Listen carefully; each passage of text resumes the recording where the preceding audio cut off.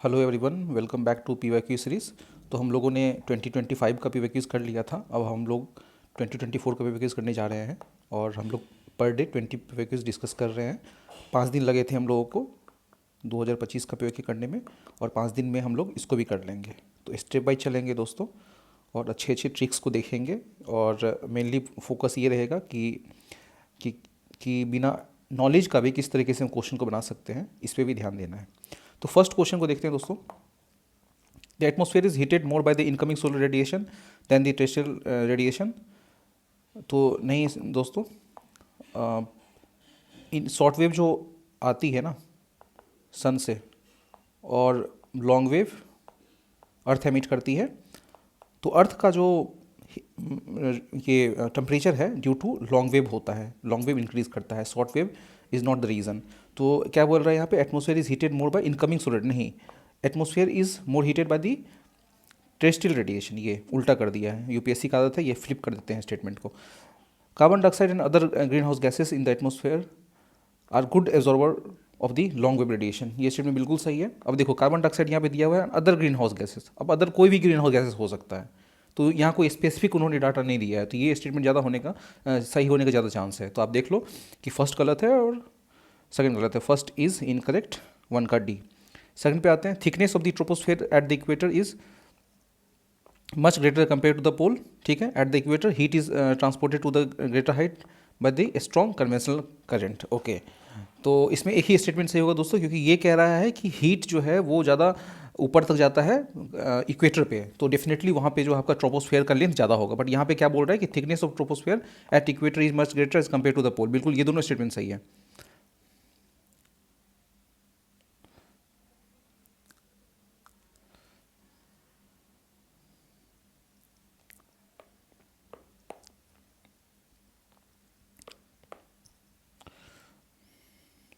Second को second question पे आते हैं दोस्तों। यहाँ कह रहे हैं कि thickness of the troposphere at the equator is much greater as compare to the pole. जो ट्रोपोस्फेयर का थिकनेस है वो पता है आपको कि 18 किलोमीटर है इक्वेटर पे और 8 किलोमीटर है पोल पे ट्रोपोस्फेयर का। तो ये भी बिल्कुल स्टेटमेंट सही है। सेकंड क्या कर रहा है, at the equator the heat is transported to the greater height by strong conventional current. बिल्कुल ये स्टेटमेंट सही है। हीट जो है वो आपको ज़्यादा हाइट तक जाता है, क्योंकि इक्वेटर पता है आपको साल भर वहाँ पे जो है टेम्परेचर राइज मतलब अच्छा खासा रहता है, तो इसलिए जो है आपको ये देखने को मिलेगा। टू का क्या होगा, ए होगा। तो इसमें क्या कह रहा है कि ये दिया हुआ है, how many of the above are product of volcanic eruption. Product of volcanic eruption, आप बताओ कि सल्फर कंपाउंड है, नाइट्रोजन कंपाउंड है, एस डस्ट है, पायरोक्लास्टिक डेब्रिस। आप प्रूफ कर सकते हो क्या कि सल्फर कंपाउंड जो है ये वोल्केनिक इरप्शन का प्रोडक्ट नहीं है? आप प्रूफ कर सकते हो क्या नाइट्रोजन कंपाउंड का जो है प्रोडक्ट ये वोल्केनिक इरप्शन का प्रोडक्ट नहीं है? तो इसका सारा स्टेटमेंट क्या होगा, ऐसे 3 का डी होगा। Which of the following are the correct reference isothermal map को लेकर के जो है in the month of January, ये कौन सा स्टेटमेंट सही है? The isotherms deviate to the north over the ocean and to the south over the continent. Okay, यहाँ भी ये स्टेटमेंट फ्लिप करने का चांस हो सकता है। ओके, फिर भी हम देखते हैं। Second statement, the presence of the cold ocean current gulf stream north Atlantic drift make the north Atlantic ocean colder and isotherm bend towards the north. बहुत सारे यहाँ फैक्ट है। एक, कोल्डर से हॉट हो सकता है यहाँ पे, नॉर्थ से यहाँ साउथ हो सकता है, gulf stream, north Atlantic drift, ये फैक्ट से भरा हुआ है दोस्तों, पूरा फैक्ट भरा हुआ है। तो आप इस बात का ध्यान रखना, जहाँ ज़्यादा फैक्ट होता है उसकी गलती होने की चांस ज़्यादा रहती है। तो आप ये देख लो कि, और नाइदर वन नाइदर टू का बहुत कम ही आंसर चांस होता है होने का। तो इसका क्या होगा, 2 गलत है, इसका आंसर क्या होगा 1, 4 का 1 होगा। आइसोथर्म जो है वो आपको नॉर्थ मूव करता है ओशन पे और साउथ करता है कॉन्टिनेंट पे। Which of the following countries are the well known as the 2 largest cocoa producer in the world. अच्छा एक चीज़ बताओ, मैं आप लोग ये क्वेश्चन मैं कवर करता हूँ, अब बताओ इसमें ऑड कौन सा है, बताओ आप कौन सा ऑड है? डेफिनेटली सी होगा, डेफिनेटली सी होगा। क्योंकि आप, अगर एग्जामिनर ये क्यों ऑप्शन बनाएगा, थोड़ा माइंड देखो ना उसका, एग्जामिनर ये क्यों ऑप्शन बनाएगा? एग्जामिनर यहाँ पर क्यों नहीं दे सकता है वो कि कुछ और दे दे यहाँ पे, जैसे मान लो इजिप्ट दे दे, कुछ भी और कर दे, जैसे मान लो यहाँ पे आपको नाइजर दे दे, नाइजीरिया दे दे, कुछ भी कर दे। ये क्यों बनाएगा? डेफिनेटली यहाँ पे कुछ ना कुछ ये आंसर है, तभी ये क्रिएट किया है। हाँ, तो मैं बता दूँ आपको, कोकोआ का ये वर्ल्ड का लार्जेस्ट प्रोड्यूसर है और ये सेकंड लार्जेस्ट प्रोड्यूसर है, घाना। तो क्या होगा 5 का सी। ओके, ये नॉलेज बेस्ड क्वेश्चन है दोस्तों। यहाँ पे कह रहा है कि अब वेस्ट टू ईस्ट आपको देखना है, तो आप एक ट्रिक होता है ना 3G किलोमीटर, 3G किलोमीटर, पहले 3G आएगा, फिर लास्ट में कोशी महानंदा। तो देख लेते हैं यहाँ पे, महानंदा तो सबसे ईस्ट हो गई ना, तो गोमती, गोमती कहाँ बहती है? लखनऊ में, तो ये गोमती होगा। फिर घाघरा कहाँ पे? अयोध्या में। गंडक आपको बिहार में, फिर कोशी बिहार में, तो ऐसे यूपी बिहार में ऐसे, फिर ये कोशी कंप्लीटली बिहार में, तो 6 का बी होगा। Rainfall is one of the reason for weathering, one of the reason, एक कारण, बिल्कुल हो सकता है, ठीक है। Rain water content carbon dioxide in solution, हाँ, rain water content atmospheric solution, atmospheric oxygen, sorry, atmospheric oxygen, ये भी हो सकता है। रेन वाटर में क्यों नहीं हो सकता oxygen? Oxygen is soluble in water, rain water में कार्बन डाइऑक्साइड क्यों नहीं हो सकता है? डेफिनेटली हो सकता है। और कार्बन डाइऑक्साइड है तो ये कार्बोनिक एसिड बनाएगा, ये ऑक्सीडेशन रिडक्शन करेगा, तो डेफिनेटली यहाँ पे जो है आपको वेदरिंग प्रोसेस को ये आगे बढ़ाएगा ना। 7 का क्या होगा? 7 का ए, डेफिनेटली। मैंने को बताया था कि ये जो 4 ऐसे आते हैं ना, 4 का है तो 4 है तो 2 मारो, 5 है तो 3 मारो, 90% ये हीट होगा, तो आप सीधा कर दो, 8 का 2 लगा दो। तो फिनलैंड नहीं होगा, जर्मनी होगा, नॉर्वे होगा और रशिया नहीं होगा, ठीक है। यहाँ क्या कह रहा है कि क्वेश्चन ये कह रहा है कि नॉर्थ सी से कौन बॉर्डर कर रहा है, तो ये है। अब देख लो दोस्तों, यहाँ पे ये 9 फैक्ट यहाँ दिए हुए हैं, ये ऐसे रेनफॉल वाटरफॉल दिया हुआ है और ये रीज़न ये भी है, 9 फैक्ट दिए हुए। यूपीएससी 9 फैक्ट में वो चेंज क्यों नहीं कर सकता है? डेफिनेटली वो किसी को चेंज कर देगा, मतलब इसको यहाँ पे, इसको वहाँ पे, इसको यहाँ पे, इसको यहाँ पे। तो आप देखना, इस पर भी एक ट्रिक है, कभी भी इसका आंसर ना ये नहीं होता है। जब भी ऐसे क्वेश्चन आए ना, यूपीएससी 2025 में भी क्वेश्चन आया था जो हम लोगों ने डिस्कस किया था लास्ट क्लास में, उसमें ऐसे ही दिया था, उसका आंसर ओनली 1 था, ओनली 1। क्योंकि यूपीएससी 9 फैक्ट है ना, 1 2 3 9, देखो 9 फैक्ट है ना, यूपीएससी चेंज कर सकता है 9 फैक्ट को। तो इसका आंसर क्या होगा? इसका आंसर ऐसे ओनली 1 है, या तो ए होगा, आपको लेना है तो आप ए मारो या तो नन मारो, लेकिन ये दोनों आप मत मारना। ऐसे अगर क्वेश्चन आ जाए तो, इस बार भी आ जाए तो, ठीक है। मैंने क्या बताया था आपको? 4 आए तो 2 मारो, 5 आए तो 3 मारो। ये देख लो आ गए यहाँ पे, 4 आया, चलो सीधा ये मारो, देखना ही नहीं है, 90% हीट होना ही है। चलो ठीक है। सेंट्रल एशिया वॉस्कस फोल्ड माउंटेन, नहीं ये ब्लॉक माउंटेन है। यूरोप एल्प्स ब्लॉक माउंटेन, नहीं ये फोल्ड माउंटेन है। नॉर्थ अटलांटिक एपेलेचियन फोल्ड माउंटेन, ये सही है। South America Indus fold mountain, ये सही है। तो इसका आंसर क्या होगा? 10 का बी। चलो 11 पे आते हैं। यहाँ पे ये कह रहा है कि ग्रीनफील्ड प्रोजेक्ट जो है वो कौन सा है? ग्रीनफील्ड प्रोजेक्ट अगर आपको पता होगा ना, ये आंसर, ये क्वेश्चन आपसे बन जाएगा। ग्रीनफील्ड प्रोजेक्ट वो प्रोजेक्ट होता है जहाँ पे काम सबसे पहली बार शुरू हुई है, स्क्रैच से काम हो रही है, वहाँ पे पहले कोई भी काम नहीं हुआ। अगर ये एयरपोर्ट बन रहा है ना, तो एयरपोर्ट वहाँ पहली बार बन रहा है, वहाँ पहले कोई भी एयरपोर्ट नहीं था। आप एक चीज़ बताओ कि विजयवाड़ा का नाम आप कब से सुन रहे हो? बचपन से ही विजयवाड़ा का नाम आप सुन रहे हो, तो डेफिनेटली विजयवाड़ा में कहीं ना कहीं तो एयरपोर्ट होगा। तो आप इसको काटो, 3 को काटो, आंसर क्या होगा? 11 का 1 2, simple simple. With reference to water vapour, which of the following statement is और correct? It is a gas the amount of which decreases with altitude, बिल्कुल ये स्टेटमेंट सही है। आप जैसे जैसे ऊपर जाओगे वाटर वेपर धीरे धीरे घटेगा, सही है। इस परसेंटेज मैक्सिमम एट पोल, इसका परसेंटेज नहीं, वाटर वेपर का परसेंटेज मैक्सिमम कहाँ पे होगा? इक्वेटर पे होगा, जहाँ ज़्यादा इवेपोरेशन वहाँ वाटर वेपर ज़्यादा होगा। इवेपोरेशन हाईएस्ट कहाँ पे होता है? इक्वेटर पे, तो कहाँ पे होगा? तो ये स्टेटमेंट गलत है। 12 का A. Annual and daily range of temperature is low. Precipitation occurs throughout the year. Precipitation varies between 50 to 250 centimetre. Okay. Equatorial climate और चाइना टाइप, ये तो सबको पता होता है, ये नॉर्मली सबको पता होता है। तो ये यूपीएससी यहाँ ट्रैप खेल सकता है। देखिए इक्वेटोरियल यहाँ पे ऐसे थे, जैसे यहाँ पे अमेजन बेसिन यहाँ पे ट्रैप खेला यूपीएससी ने, तो इस तरीके से यहाँ भी देख लो आप। इक्वेटोरियल को तो आप मान के ही मत चलना, ठीक है। लेकिन एक चीज़ और कि इक्वेटोरियल में ये दोनों होता है, लेकिन प्रिसिपिटेशन इक्वेटोरियल का ना 250 से 250 होता है, 250 प्लस भी होता है, तो ये तो होगा ही नहीं।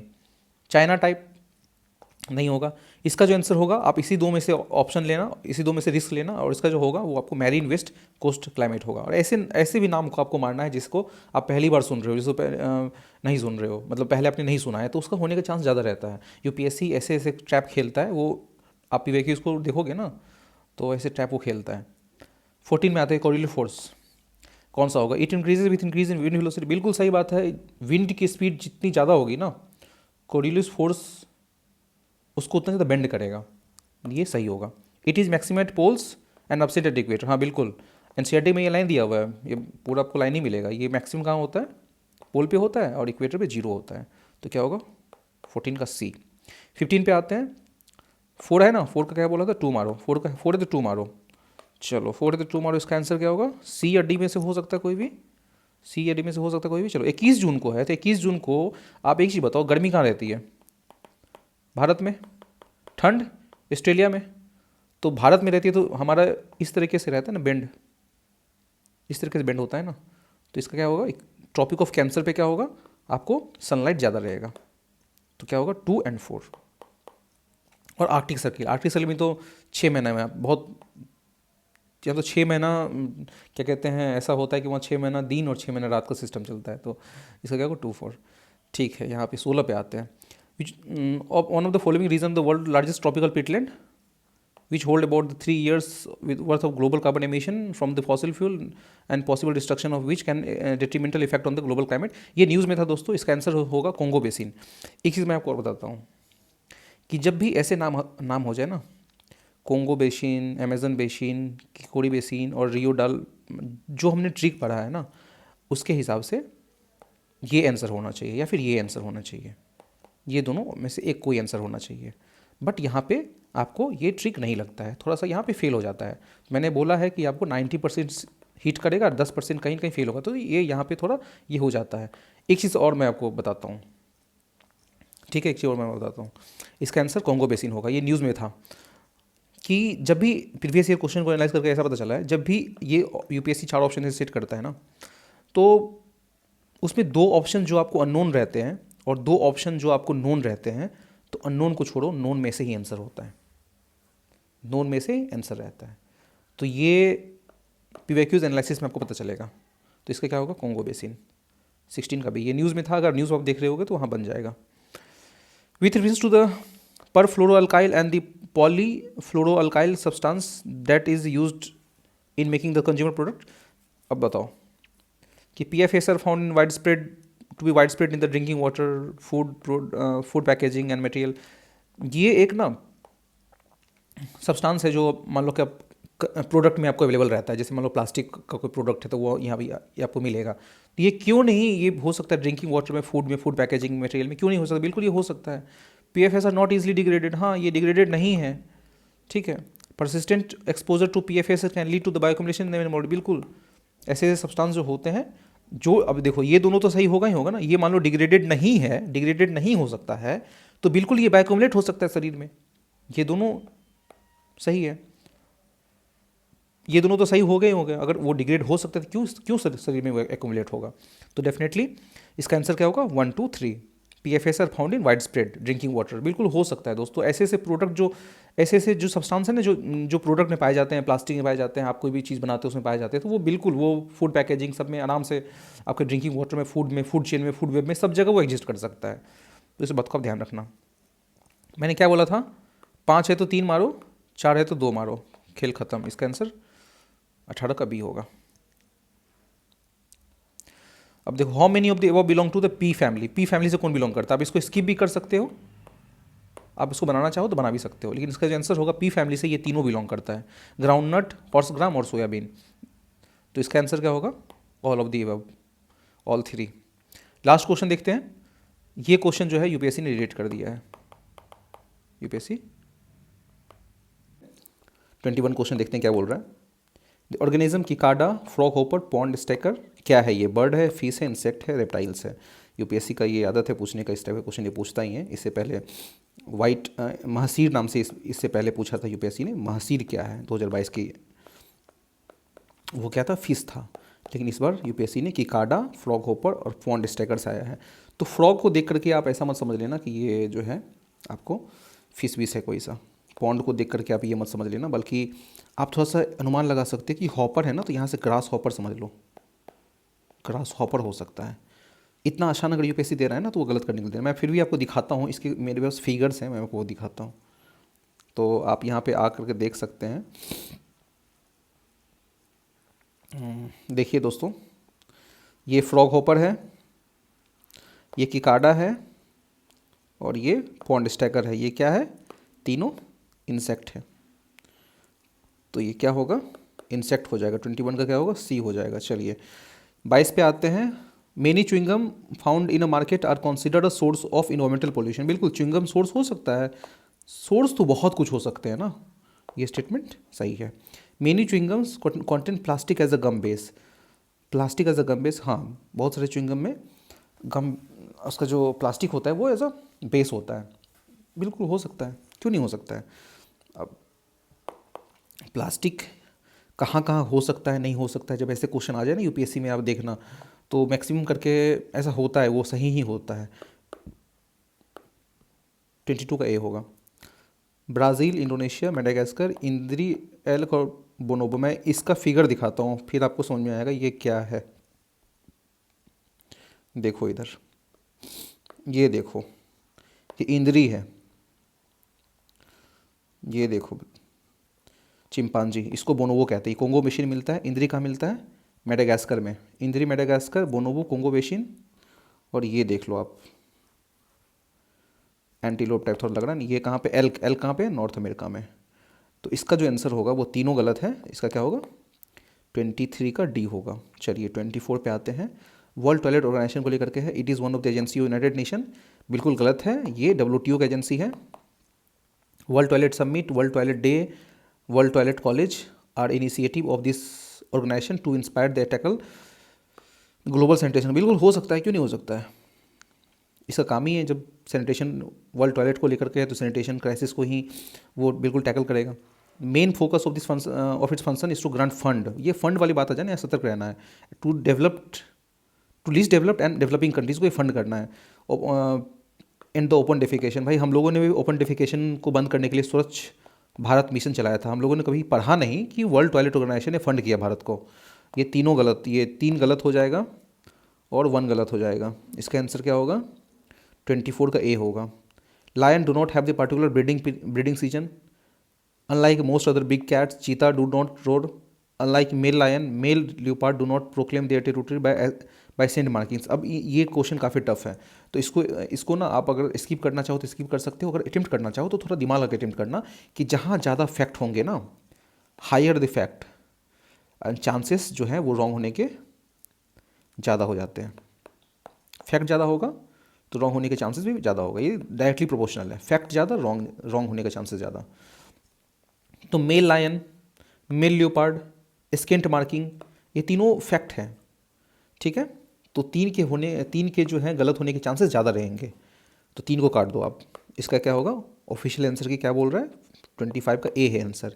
Lion do not have the particular breeding season, lion के पास कोई ब्रीडिंग सीजन नहीं होता बिल्कुल। और unlike the most other big cat, चीता भी रोड नहीं करता है। चीता का आवाज़ मेरे ख्याल से बिल्ली जैसा निकलता है, जहाँ तक मैंने देखा है। मतलब यूट्यूब पे काफ़ी देखा था इसको। तो 26 पे आते हैं। 100 मिलियन फार्मर पे देखते हैं क्या है वो। It is a platform for accelerating the transition towards the food and water system that net zero nature positive at it aims to increase the farmer resilience. बहुत पॉजिटिव है, ये बहुत पॉजिटिव है। बहुत, ये ना स्पेसिफिक नहीं है, जेनरिक है। जब भी सेंटेंस जेनरिक हो जाए तो उसके सही होने के चांसेस, करेक्ट होने के चांसेस ज़्यादा होते हैं। जब फैक्ट ज़्यादा हो जाए तो रॉन्ग होने के चांसेस ज़्यादा होते हैं। ये बहुत फार्मर रेजिलियंस, बिल्कुल क्यों नहीं कर सकता फार्मर रेजिलियंस इनको increase. It is international alliances and network. अब यह क्या दिया यहाँ पे? इट इज़ अ प्लेटफॉर्म, ये इंटरनेशनल एलियंस दे रहा है। यहाँ पे क्या बोल रहा है? It is a digital platform. यहाँ पे it is a digital platform, sorry it is a platform. तो ये तो गलत हो गया ना, तीनों बोल रहा है क्या? ये प्लेटफॉर्म है, ये इंटरनेशनल एलियंस है, ये इसका चांस गलत होने का चांसेस ज़्यादा है। चलिए ये कोई प्लेटफॉर्म ही है।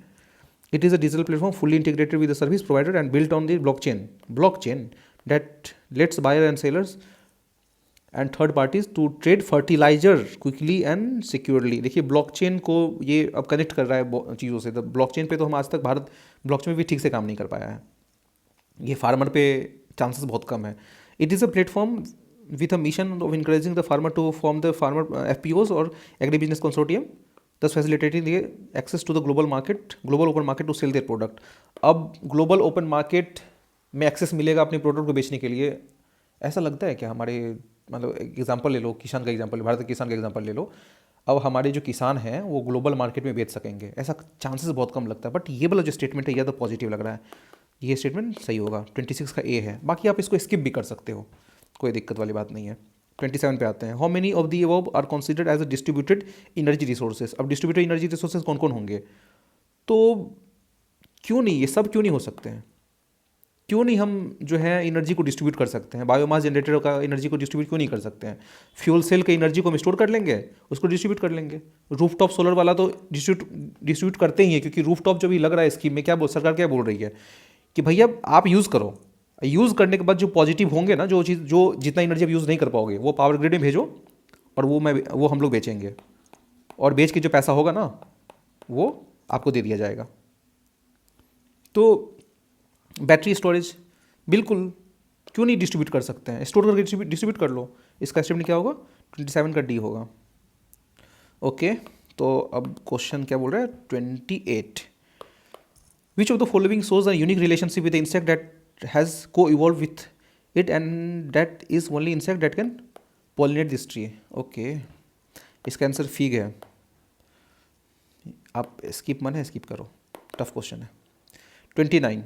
How many of the above are the poisonous species among them. Poisonous कौन कौन होंगे? अब दुनिया में इतने प्रकार के बटरफ्लाई हैं, दुनिया में इतने प्रकार के फिश हैं, दुनिया में इतने प्रकार के फ्रॉग हैं, क्या उनमें एक भी ऐसा स्पीसीज नहीं हो, क्या उनमें एक भी ऐसा नहीं होगा जो आपको पॉइजनस होगा? ये कितना डिफिकल्ट है निकालना कि दुनिया के सारे बटरफ्लाई, ये स्टेटमेंट कितना गलत हो जाएगा कि all butterflies in the world are non poisonous, all fishes in the world are non poisonous, all frogs in the world are non poisonous. कितना ये डिफिकल्ट काम है। तो इसका क्या होगा? Which of the have the poisonous species. तो ये सारे पॉइजनस हो सकते हैं ना। 30 पे आते हैं। 30 क्या बोल रहा है? How many of the above tree are actually native to India. अच्छा, नेटिव टू इंडिया बोल रहा है ना। ये है रेड सेंटर, मतलब लाल चंदन हो गया। लाल चंदन से तो हमारा रिश्ता ही कुछ बहुत डीप है, ये तो है ही। और कैसी और पपाया दोस्तों, ये जो है ना भारत में इंट्रोड्यूस किया गया था बाय पुर्तगीज़। कैसियो और पपाया पुर्तगीज लाए हैं भारत में, और रेड सेंडर क्या होगा? Native to India only one, that will be red sanders. Okay, 31 पे आते हैं। Radio isotope thermo electric generator RTG क्या है? RTG are miniature fusion reactor. RTG are fusion है या फ्यूजन है? कन्फ्यूजन है यहाँ पे, चलो इसको घेरते हैं। RTG are used for powering the onboard system of spacecraft. RTG can use the plutonium 238 which is by product of weapons development. Okay, यहाँ पे देखो कितना नॉर्मल स्टेटमेंट है। आर यूज इस्तेमाल किया जा सकता है, कैन यूज। अरे भैया लिबरल हो रहा है, ये क्या हो रहा है? लिबरल हो रहा है, लिबरल स्टेटमेंट है। लिबरल स्टेटमेंट जब दे देना तो देख लेना वहाँ पे, सतर्क रहना कि वो सतर्क नहीं रहना। मैक्सिमम चांसेस होते हैं ठीक होने के। सतर्क वहाँ रहना है जहाँ ज़्यादा फैक्ट होगा। ये स्टेटमेंट गलत होगा दोस्तों। 1 गलत है, 2 और 3 सही है। इसका क्या होगा? 2 3 3 ना, 1 गलत है, 1 गलत है, 1 गलत है, 2 3। 32 पे आते हैं। Giant stars live longer than dwarf star. Okay, जो बड़ा स्टार होता है वो ज़्यादा जिएगा छोटे स्टार से, ठीक है। Compare to the dwarf stars giant star have greater rate of nuclear reaction. Okay, अगर greater rate of nuclear reaction होगा तो क्या उसका फ्यूल जल्दी खत्म होगा या नहीं होगा? फ्यूल जल्दी खत्म होगा तो क्या वो ज़्यादा जिएगा? ये दोनों स्टेटमेंट में कोई एक ही सही है, कोई एक ही सही है, एक तो पक्का गलत है। Giant stars have the greater rate of nuclear reaction, बिल्कुल ये स्टेटमेंट सही है दोस्तों कि बड़ी चीज़ें हैं उनको ज़्यादा भोजन चाहिए, ज़्यादा भोजन चाहिए ना, तो ये स्टेटमेंट गलत हो जाएगा, जल्दी खत्म होगा भोजन उसका। 1 is incorrect and 2 is correct. Okay, अब देख लो ना, बड़ी चीज़ें जल्दी खत्म होती है। डायनासोर देख लो ना, चूहा रह गया, डायनासोर मर गया, इस तरीके से देख लो आप, एक्सटिंक्ट हो गया वो। Which of the following is synthesized in the human body that dilates blood vessel and increase the blood flow, nitric oxide. 34, identification of narcotics on passenger. अब ये क्या बोल रहा है, how many of the above activities radar be used, radar को किस में इस्तेमाल कर सकते हैं। अच्छा ठीक है, ऐसे ऐसे क्वेश्चन में हम लोग आंख बंद करके ऑल द थ्री मार देते हैं, लेकिन यहाँ पे देखिए, यहाँ पे थोड़ा सतर्क रहिएगा कि यूपीएससी बहुत स्पेसिफिक हुआ है। एक तो क्या कि हम नारकोटिक्स को अब भैया किसी के जूते के अंदर कोई ड्रग्स छिपा के रखा है, ठीक है, और वो एयरपोर्ट पे क्रॉस कर रहा है, तो जो रडार है हमारे ऑर्बिट्स में, वो क्या उसके जूते के अंदर ड्रग्स को पता कर सकता है? नहीं पता कर सकता है, नहीं पता कर सकता। अगर ऐसा होता तो कितना आसान हो जाता। तो 1 गलत, 2 3 सही होगा। मॉनिटरिंग प्रिसिपिटेशन, तो इसका यहाँ पे थोड़ा सतर्क रहना है। Only 2। 35, how many of the above are consider the 5th generation fighter aircraft. मैं बस आपको इतना बताता हूँ, फिर आप आंसर खुद बता देना। राफेल ना 4.5 है, 4.5 जनरेशन है, तो मिग 21 और तेजस क्या 5th होंगे? नहीं होंगे। मिग 29 पुराना हो गया, और तेजस MK1 ये हमारा इंडिजिनियस है, लेकिन राफेल हमारा सबसे अभी बेहतरीन है, सबसे टॉप पे राफेल है, और वही 4.5 जब है तो फिर ये दोनों तो उससे नीचे ही होंगे। इसका क्या होगा आंसर? नन होगा। मिग 29 ये जो है आपको 4th है, और तेजस ये आपका 4th और 4.5 है। 35 का डी। चलिए 36 पे आते हैं। In which of the following are hydrogel used. Hydrogel कहाँ कहाँ इस्तेमाल हो सकता है? भाई जब ऐसे क्वेश्चन आ जाए ना, कहाँ कहाँ इसको इस्तेमाल कर सकते हैं, आपको क्या लगता है कि जैसे यहाँ पे ये वाला क्वेश्चन था ना, कहाँ गया कहाँ गया कहाँ गया, एक और क्वेश्चन था यहाँ पे, कॉन्सिडर्ड, इस टाइप का क्वेश्चन। तो यहाँ पे आपको सतर्क रहना है थोड़ा। हाइड्रोजेल्स यूज़ कहाँ का इस्तेमाल हो सकता है? बिल्कुल इस्तेमाल हो सकता है control drug delivery in patient में, मोबाइल एयर कंडीशनिंग सिस्टम में, प्रिपरेशन ऑफ इंडस्ट्रियल लुब्रिकेंट्स में हो सकता है। 36 का D. 37, which of the following is an exhaust pipe emission from the fuel cell electric vehicle powered hydrogen की जब जहाँ तक बात आती है ना, तो मेरा सबसे पहले ना दिमाग वाटर पे जाता है। क्यों? H2 + O2 H2O। कुछ होगा नहीं, कुछ होगा या नहीं होगा, वाटर वेपर जरूर होगा। Recently the term pumped storage hydro power is actually appropriately discuss in the context of which of the following. अच्छा, स्टोरेज है यहाँ पे स्टोरेज है, हाइड्रो पावर है, एनर्जी है। देखिए दोस्तों, स्टोरेज कहीं भी नहीं है, एनर्जी कहीं भी नहीं है। अगर आपको ये क्वेश्चन नहीं भी पता है ना, तो आप फिर भी मार लोगे। Long duration energy storage, long duration energy storage, ठीक है, इसका यही काम है। 38 का सी। मेम्ब्रेन बायोरिएक्टर्स, स्किप कर दो, ये क्वेश्चन टफ है, लेकिन फिर भी assisted reproductive technology, drug delivery nano technology, vaccine production technology, waste water treatment technology. Membrane की जब बात आती है ना दोस्तों, जब मेम्ब्रेन मान लो ये मेम्ब्रेन ऐसे ऐसे ऐसे करके, इसमें ये ऐसे छोटा छोटा होल है इसमें, मेम्ब्रेन का काम ही होता है ना कि वो किसी वेस्ट वाटर को, वेस्ट चीज़ को ये करेगा। जैसे आप चाय पीते हो ना, तो चाय के छन्ने से आप छानते हो ना चाय पत्ती को, तो क्या काम करता है वो? तो मेम्ब्रेन है ना। तो आप यहाँ पे ऐसे दिमाग लगा के मार सकते हो। 39 का D, waste water treatment technology, ठीक है। 40 का collateral borrowing and lending obligation, आसान क्वेश्चन है, इकोनॉमी का है, क्या है? Money market. क्या होगा? Collateral borrowing and lending obligations are instrument of money market, okay. The total fertility rate in the economy is define as, total fertility rate जो economy में होता है वो उसको क्या बोलते हैं? देखिए, टोटल फर्टिलिटी रेट ऐसा होता है कि आपको 15 ईयर से लेकर के 49 ईयर तक जब वुमेंस रिप्रोडक्टिव एज में होती है, उनमें से ये चेक किया जाता है कि एवरेज जो है वो बर्थ कितना है। तो ये देखो, the number of children born पर 1000, ये नहीं, पर 1000 में हमारा इन्फेंट मोर्टिलिटी रेट निकालते हैं, क्रूड बर्थ रेट निकालते हैं, बट ये वाला सिस्टम, टोटल फर्टिलिटी रेट वाला सिस्टम, ये गलत हो जाएगा। Number of children born to the couple, life time नहीं, कपल वाला नहीं होगा। Birth rate minus death rate नहीं। ये देखो, average number of life birth a women would have by the end of their child bearing age, बिल्कुल ये क्या होगा? 15 to 49। ईयर में देखा जाएगा। 42 पे आते हैं।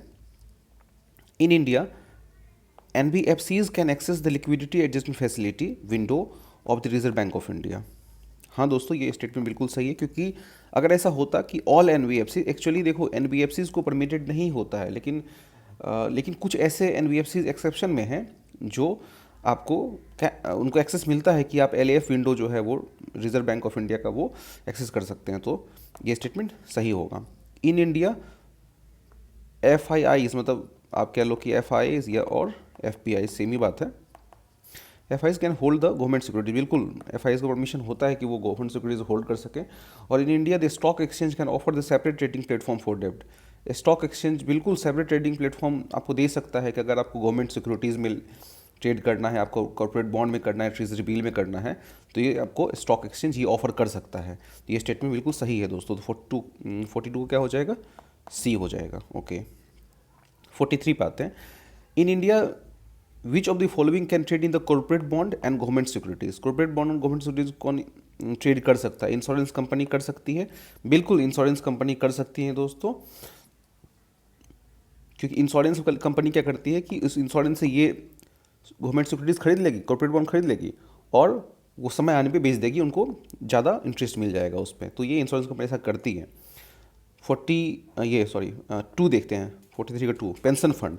देखो पेंशन फंड क्या होता है?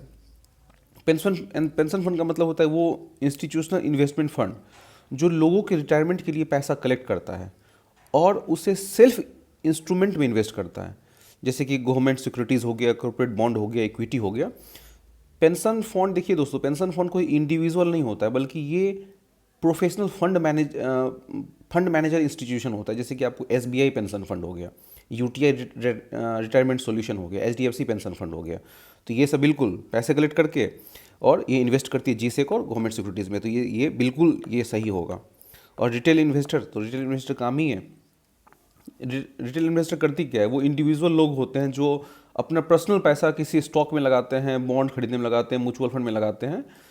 तो इसी को कहते हैं, अब क्या कहते हैं, रिटेल इन्वेस्टर। और ये लोग कॉर्पोरेट बॉन्ड, GSEC और म्यूचुअल फंड में तो लगाते ही हैं। तो ये आप उसी में आपका ये दोनों स्टेटमेंट सही है, ये दोनों आ जाएगा। तो 43 का क्या होगा? D हो जाएगा। 44 पे आते हैं। Consider as a financial instrument exchange traded fund, motor vehicle, currency swap. आप देखो कितना ये मोटर व्हीकल यहाँ दे दिया है। फाइनेंशियल इंस्ट्रूमेंट में मोटर व्हीकल आएगा क्या दोस्तों? इसको हटाओ, क्या होगा? 13। एक्सचेंज ट्रेडेड फंड होता है। देखो एक्सचेंज ट्रेडेड फंड एक ऐसा इन्वेस्टमेंट फंड होता है जो म्यूचुअल फंड की तरह एसेट का बास्केट होल्ड करता है। म्यूचुअल फंड की तरह ये एसेट का बास्केट होल्ड करता है और शेयर की तरह ये स्टॉक एक्सचेंज पर ट्रेड करता है। तो ये होगा। और करेंसी स्वैप, मान लो कि अब आपको US गवर्नमेंट है, उसको रुपये में लोन चाहिए, और इंडियन गवर्नमेंट है, उसको डॉलर में लोन चाहिए। तो एक एग्रीमेंट साइन करेगी करेंसी स्वैप का, और फिर ये इसको फाइनेंशियल इंस्ट्रूमेंट हम इसको बोलेंगे। तो 1 और 3 इसका आंसर हो जाएगा। 45 मैंने आपको बताया था कि 4 आ जाए तो 2 मार दो और 5 आ जाए तो 3 मार दो। 90% केस में ये हिट हो जाएगा। आप देख लो यहाँ पे हिट होता है, पहले ही 2 मार दो। अब देखते हैं क्या क्या कह रहा है। Storage of agriculture produce secondary sector में आता है? नहीं दोस्तों, स्टोरेज ऑफ एग्रीकल्चर प्रोड्यूस ये टर्सरी सेक्टर में आता है, क्योंकि ये मान लो जॉब क्रिएट कर रहा है, मान लो ये सर्विस प्रोवाइड कर रहा है ना, कि आप एग्रीकल्चर प्रोड्यूस कर लियो, फिर आपने किसी को हवलदार को वहाँ लगाया, वो देखभाल कर रहा है वहाँ पे, तो ये स्टेटमेंट सही होगा। डेयरी फार्म जो है वो प्राइमरी सेक्टर में आता है, ये बिल्कुल स्टेटमेंट सही है। डेयरी फार्म क्या होता है? Primary sector. Mineral exploration tertiary में आता है, ये स्टेटमेंट गलत है दोस्तों। मिनरल एक्सप्लोरेशन जो है ये आपको किस में आएगा? ये आपको आएगा प्राइमरी सेक्टर में आएगा, क्योंकि आप डायरेक्ट रिसोर्स से कनेक्ट हो रहे हो, रिसोर्स एक्सट्रैक्शन कर रहे हो। तो रिसोर्स एक्सट्रैक्शन की बात जहाँ तक आती है ना, तो उसको क्या करते हैं, वो आपको प्राइमरी में आ जाता है। तो ये स्टेटमेंट सही हो जाएगा। तो इसमें क्या होगा? ओनली 2। ये वेविंग क्लॉथ जो है, ये स्टेटमेंट बिल्कुल सही है। 2 गलत है, एक फर्स्ट गलत है और थर्ड गलत है। इसका क्या होगा? ओनली 2 और 4 सही है। 46 पे आते हैं। Which of the above can be used as a feedstock for producing the sustainable aviation fuel. अब हम किसको इस्तेमाल कर सकते हैं सस्टेनेबल एविएशन फ्यूल? हम लोग कितना क्वेश्चन डिस्कस कर चुके हैं दोस्तों, उसमें लिखा हुआ था कि इसमें कहाँ कहाँ प्लास्टिक मिलता है, ऐसे ऐसे क्वेश्चन है कि वहाँ हम लोगों ने आज तो 7th लेक्चर है हम लोगों का, आप देखेंगे 6th लेक्चर में ऐसे बहुत सारे क्वेश्चन आए हैं। जब ऐसे क्वेश्चन आ जाए ना कि भाई ये कहाँ इस्तेमाल ऐसे कर सकते हैं, इसको क्यों नहीं आप सस्टेनेबल एविएशन फ्यूल में इस्तेमाल कर सकते हो, आप कितना ये डिफ़िकल्ट होगा, आप इसको रॉन्ग प्रूफ कर दो कि हम कॉर्न ग्रेन को इस्तेमाल नहीं कर सकते, हम वेस्ट वाटर ट्रीटमेंट स्लज को इस्तेमाल नहीं कर सकते। उल्टा सोच लो एक बार, आप उल्टा जाके देखो कि हम इसको इस्तेमाल नहीं कर सकते, प्रूफ करो। आप कर सकते हो। वेस्ट वाटर ट्रीटमेंट स्लज बहुत प्रकार के होते हैं, कहीं न कहीं वो किसी न किसी एक का इस्तेमाल हो गया तो ये क्वेश्चन आपका गलत हो जाएगा। क्या होगा इसका स्टेटमेंट? 1 2 3 4। 47 पे आते हैं। वर्किंग कैपिटल फिक्स कैपिटल में पहले हम लोग अंतर समझते हैं दोस्तों। देखो फिक्स कैपिटल क्या होता है, ये एक लॉन्ग टर्म एसेट होता है। जैसे मशीन हो गया, फिक्स कैपिटल हो गया। वर्किंग कैपिटल हो गया कि रोजमर्रा के खर्च के लिए जो पैसा लग रहा है, मान लो रॉ मटेरियल हो गया, सैलरी हो गया, ये वर्किंग कैपिटल हो गया। और देखिए आप खुद बना दोगे, फार्मर प्लफ है यहाँ पे। तो फार्मर प्लफ क्या होता है, एक बार आप खरीदो।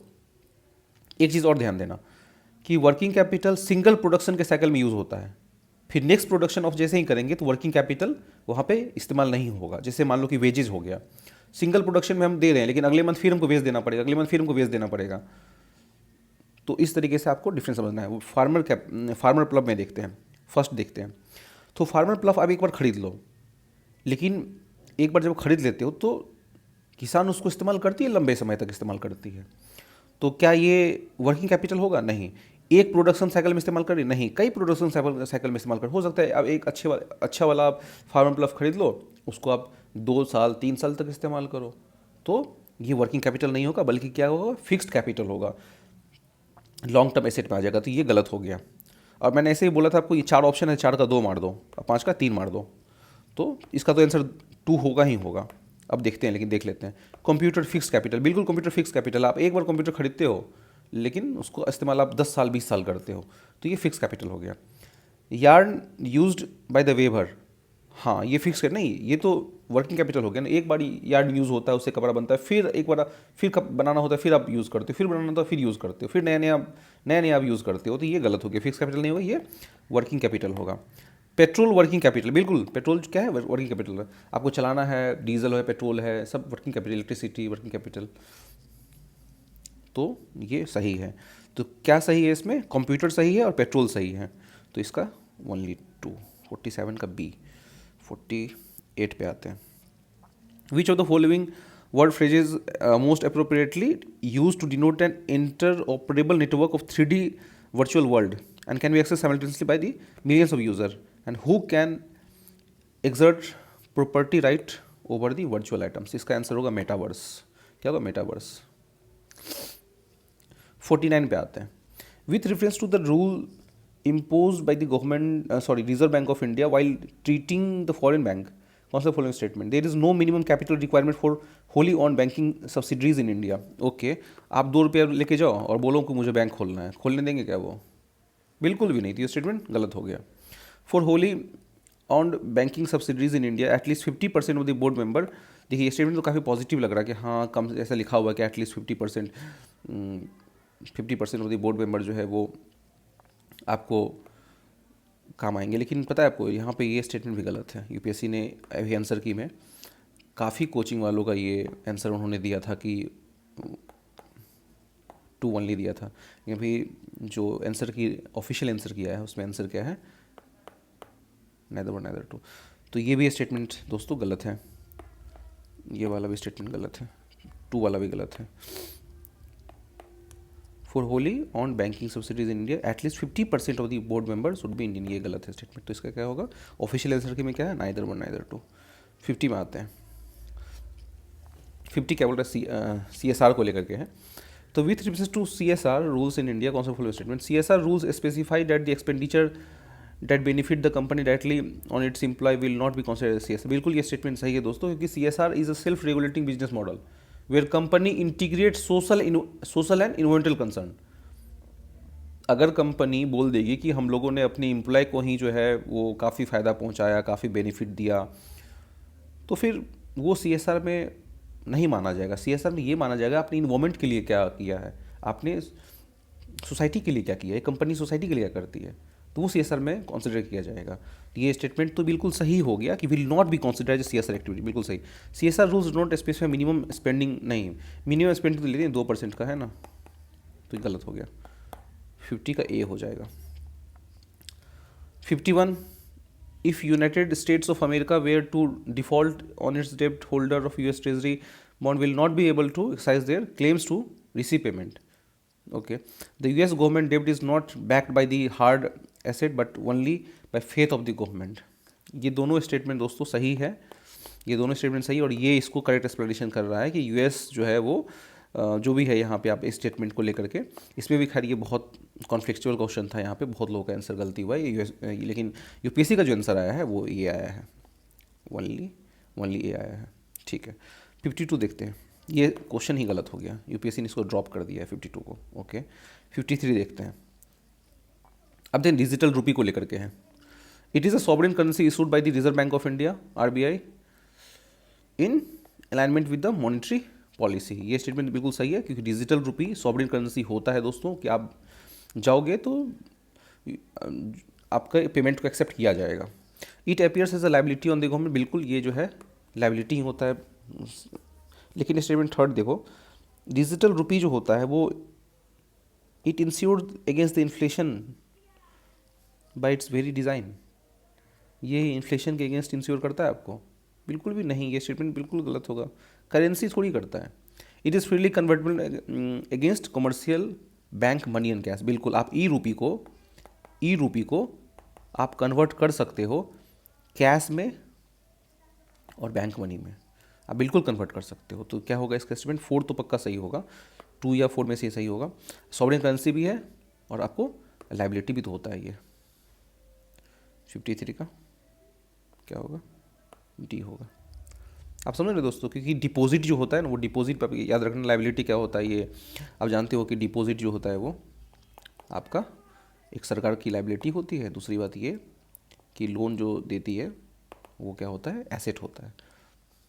ये भी अब इसमें कह रहा है कि गौतम बुद्धा का नाम क्या है इसमें, तो नया पुत्ता, ये महावीर का नाम है, महावीर का नाम है। शाक्य मुनि ये गौतम बुद्धा का नाम है, और तथागत ये भी गौतम बुद्धा का नाम है। इस बात को आप याद रखें, नया पुत्ता, महावीर, शाक्य मुनि, और मतलब 2-3 होगा, सिर्फ 2-3। 55 4 है तो 2 मारो, बात खत्म। इसमें सब ऐसे 2 दिया हुआ ही है, देखते हैं। देखो, चंद्रकेतुगढ़ उड़ीसा में नहीं, चंद्रकेतुगढ़ बंगाल में है, ये सही है, ट्रेडिंग पोर्ट है। इमनगांव महाराष्ट्र चैल्कोलिथिक साइट है, बिल्कुल ये स्टेटमेंट सही है।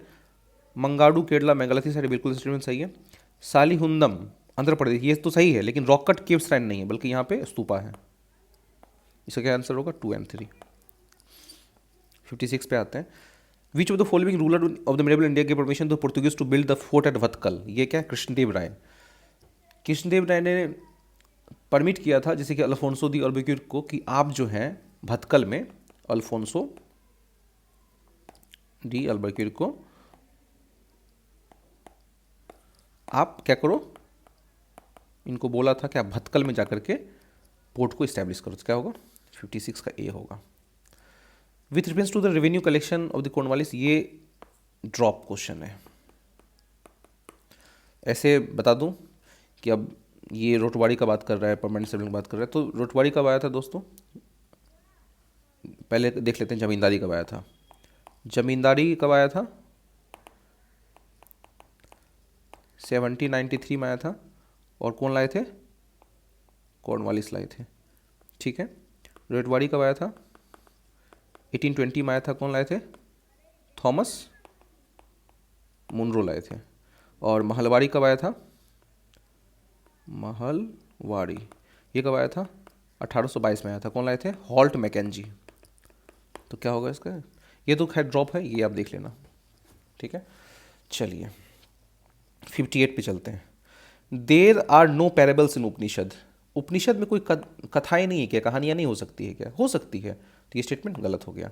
उपनिषद वेयर कंपोज्ड अर्लियर देन पुराण। हाँ, उपनिषद का जो कंपोजिशन है वो लगभग कि आपको देखने को मिलेगा 1000 से 600 BC के अराउंड, और पुराण्स का जो कंपोजिशन है वो आपको 200 AD के अराउंड मिलेगा, 200 AD के अराउंड मिलेगा। तो ये स्टेटमेंट 2 सही हो गया। 59 देखते हैं, India is a member of international grain council. A country need to be a member of international grain council for exporting and importing rice and wheat. अच्छा, आपको इंपोर्ट मतलब एक्सपोर्ट इंपोर्ट करो राइस एंड वीट का, तो आपको एक grain council का जो है आपको वो मेंबर होना पड़ेगा। ये एक्सट्रीम स्टेटमेंट लग रहा है कि नहीं, ऐसा नहीं हो सकता। अब राइस एंड वीट ये आपके ना एक लाइफ को होल्ड करता है, ये खाने पीने की चीज़ होती है। अब कई सारे ऐसे देश हैं जो में भी वो मेंबर नहीं होंगे, लेकिन क्या वहाँ पे गेहूँ और धान नहीं पहुँचेगा क्या? क्योंकि वो नहीं पहुँचेगा, वो खाएंगे क्या फिर? ये देखो कितना एक्सट्रीम लग रहा है, ये स्टेटमेंट गलत है। और नाइदर 1 नाइदर 2 का बहुत कम चांस होता है यूपीएससी में। तो क्या मारोगे आप? 1। जिससे मैं बताता हूँ, China is not member of international grain council, लेकिन फिर भी वो तो इम्पोर्ट एक्सपोर्ट कर ही रहे हैं। तो क्या होगा? 59 का क्या होगा? ए होगा। 2 गलत है। 60, हाँ 60 में देखो कि अभी ना वो भी इंटेंजिबल कल्चर है, यूनेस्को ने किसको डांस ये किया है, इंक्लूड किया है इंटेंजिबल कल्चरल हेरिटेज में। इसका दोस्तों आप कमेंट बॉक्स में दीजिए। आप ये बताओ कि कुंभ मेला, बस ये बता दो कि कुंभ मेला को जो है वो कब कंसिडर किया गया था। मैं इसको छोड़ देता हूँ, बाकी मैं सबको बता देता हूँ। इसका जो आंसर होगा वो होगा गरबा डांस। गरबा डांस 2023 में इंक्लूड हुआ था, दुर्गा पूजा 2021 में हुआ था, और छाऊ डांस जो है ये 2010 में हुआ था। आप कुंभ मेला ये बताओ, इसका क्या होगा? 60 का C. Who was the provincial president of the constitution assembly before the doctor Rajendra Prasad? ये पता ही है दोस्तों, ये आसान क्वेश्चन है। डॉक्टर सचिदानंद सिन्हा, क्योंकि ये कॉन्स्टिट्यूशन असेंबली के एल्डेस्ट मेंबर थे और ये टेम्प्रोरी प्रेसिडेंट के रूप में आए हुए थे, और ये सिर्फ 2 दिन के लिए प्रेसिडेंट थे, सिर्फ 2 डेज़ के लिए। और 2 डेज़ के बाद इलेक्शन होती है, फिर राजेंद्र प्रसाद परमानेंट प्रेसिडेंट बन जाते हैं। तो 61 का डी होगा। 62 का, with reference to government of India 1935 constitution following statement, it provided the establishment of all India federation based on the union of the British Indian provinces and princely states. बिल्कुल statement सही है दोस्तों, क्योंकि आपको पता है गवर्नमेंट ऑफ इंडिया एक्ट में ऐसा था कि ऑल इंडिया फेडरेशन बनाना था, जिसमें कि आपको British Indian provinces plus princely state ये दोनों मिल करके ऑल इंडिया फेडरेशन बनाएंगी। बट ब्रिटिश इंडियन प्रोविंसेस ये तो इनका आना कंपलसरी था, लेकिन प्रिंसली स्टेट इनका आना वॉलंटरी था। बहुत सारे प्रिंसली स्टेट ने इसको ज्वाइन करने से मना कर दिया, ऑल इंडिया फेडरेशन बनाने से मना कर दिया, इसलिए ये कभी इम्प्लीमेंट नहीं हो पाया। ये कभी इम्प्लीमेंट नहीं हो पाया, मतलब ऑल इंडिया फेडरेशन नहीं बन पाया। तो चलिए सेकंड देखते हैं। Defence and foreign affairs were kept under the control of the federal legislature. नहीं, डिफेंस एंड फॉरेन इतनी इंपॉर्टेंट चीज़ होती है, ये कभी फेडरल लेजिस्लेचर के हाथ में गया ही नहीं। ये हमेशा वाइसराय के हाथ में था, या कह लो आप गवर्नर जनरल के हाथ में था। तो ये स्टेटमेंट गलत हो गया ना।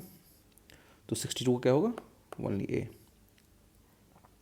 विच of the following is a work attributed to playwright of Bhasa? Bhasa का कौन सा वर्क है? तो ये दोस्तों ऐसे तो बहुत टफ क्वेश्चन है, बट आप इसमें रिजेक्ट कर सकते हो। जैसे मैं बताता हूँ, महाभाष्य जो है, ये बहुत से स्टूडेंट ने महाभाष्य लगाया था, बट ये महाभाष्य को लिखने वाले कौन थे? पतंजलि। पतंजलि ये पुष्यमित्र शुंगा के ऋण में थे, तो ये तो नहीं होगा। फिर आते नाट्यशास्त्र। नाट्यशास्त्र अभी पता होगा, यूनेस्को हेरिटेज साइट में भी ये इनको ऐड किया गया था। ये इनको कौन लिखते हैं? भरत। ये तो आप फिर ये बचता है और ये बचता है, इसमें आप 50-50 ले सकते हो। तो ये थोड़ा सा बड़ा नाम है और बहुत क्लियरली लिखा है इन्होंने, तो ये होना चाहिए। बट देख लेते हैं काव्य अलंकार का कौन है। इनके जो होते हैं वो होते हैं आचार्य बाहमहा। 6th सेंचुरी की ये बुक है, 6th AD की। और जो भास जो लिखा है, जो उन्होंने लिखा है, ये लिखा है, ठीक है। एक और किताब भास का, वो है चारुदत्ता। तो इसका मध्यमग व्यय योग, ये भास का बुक है, 63 का सी। 64 पे आते हैं। शंखभूति, वो इंडियन बुद्धिस्ट मॉन्क है। अब उन्होंने कौन सा वो लिखा है? वो किस बुक के ऑथर हैं वहाँ यहाँ लिखा हुआ है। तो आप देख लो, ललित विस्तार है, फिर विशुद्धमंगा है, फिर प्रजनमित्र सूत्र है। तो ललित विस्तार और विशुद्धमंग को लिखने वाले होते हैं बुद्ध घोष, बुद्ध घोष। तो ये तो नहीं होगा। ललित विस्तार और प्रजनमित्र सूत्र, ये दोनों बुक किसी ऑथर ने नहीं लिखा है, बल्कि ये कई मतलब कई लोगों ने, कई फिलोसफर्स ने इसको मिल के लिखा है। तो आप ये कह लो कि ये किसी सिंगल राइटर ने नहीं लिखा। और जिसका आंसर है शंगन भूति, वो लिखा है उन्होंने सर्वस्तिवाद विनय, 64 का सी। 65 पे आते हैं। अब इसमें बोल रहा है कि कौन से वर्ल्ड हेरिटेज साइट में अभी 2023 में ऐड हुआ है।